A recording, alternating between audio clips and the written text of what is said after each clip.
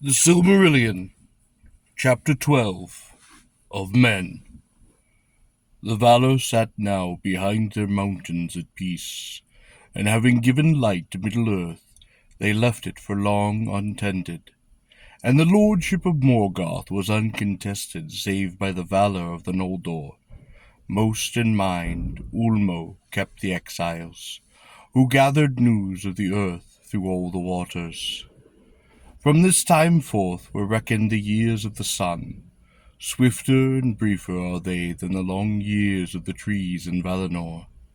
In that time the air of Middle-earth became heavy with the breath of growth and mortality, and the changing and aging of all things was hastened exceedingly.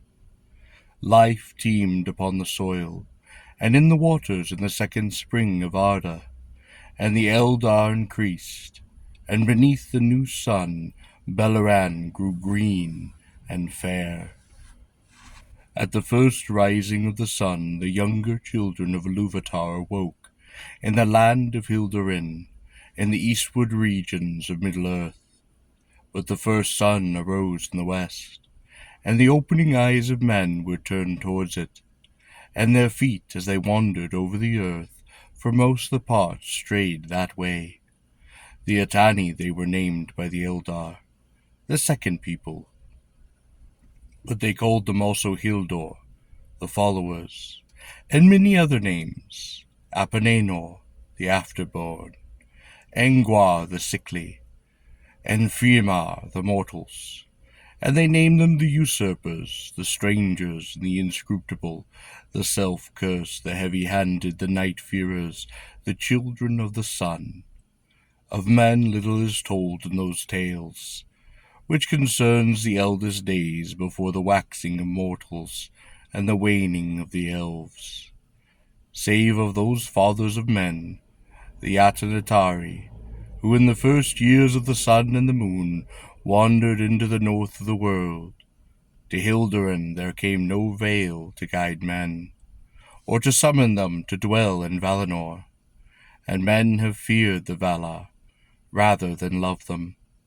They have not understood the purpose of the powers, being at variance with them, and at strife with the world. Ulmo none the less took thought for them, aiding the counsel and will of Manwë, and his message came often to them by stream and by flood. But they have not skill in such matters, and still less had they in those days, before they had mingled with the elves. Therefore they loved the waters, and their hearts were stirred, but they understood not the messages. Yet it is told that ere long they met the dark elves in many places, and were befriended by them, and men became the companions and disciples in their childhood of those ancient folk, wanderers of the elven race, who never set out upon the paths to Valinor, and knew of the Valar only as a rumor and a distant name.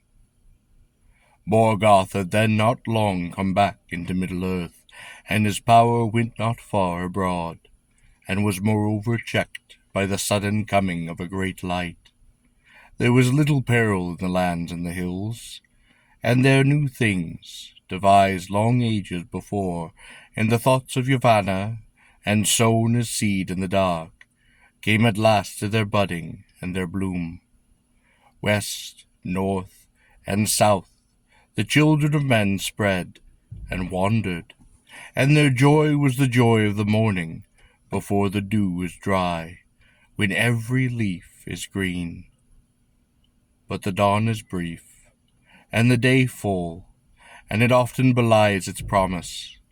And now the time drew on to the great wars of the powers of the north, when Noldor and Sindar and men strove against those hosts of Morgoth Bogla, and went down in ruin. To this end the cunning lies of Morgoth, that he sowed of old, and sowed ever among his foes, and the curse that came of the slaying at Aqualande, and the oath of Fëanor, were ever at work.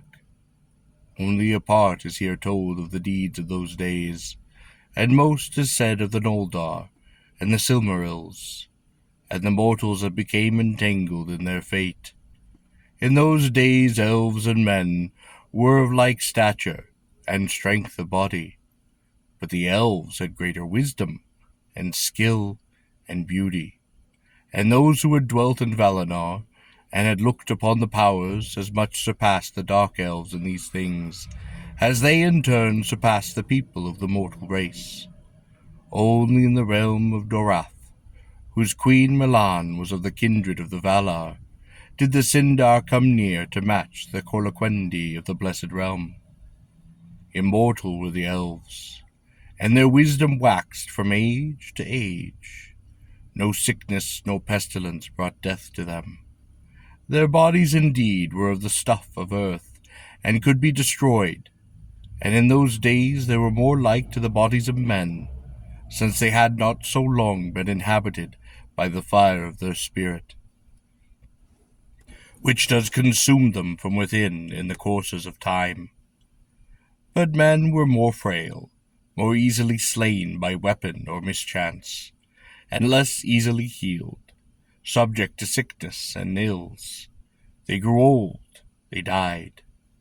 What may befall their spirits after death the elves knew not. Some say that they go to the halls of Mandos, but their place of waiting there is not that of the elves. And Mandos under Ilúvatar alone, save Manwë, maybe knows whither they go after the time of recollection in those silent halls beside the outer sea. None have ever come back from the mansions of the dead, save only Beren, son of Berer, whose hand had touched a Silmaril, but he never spoke afterward to mortal men.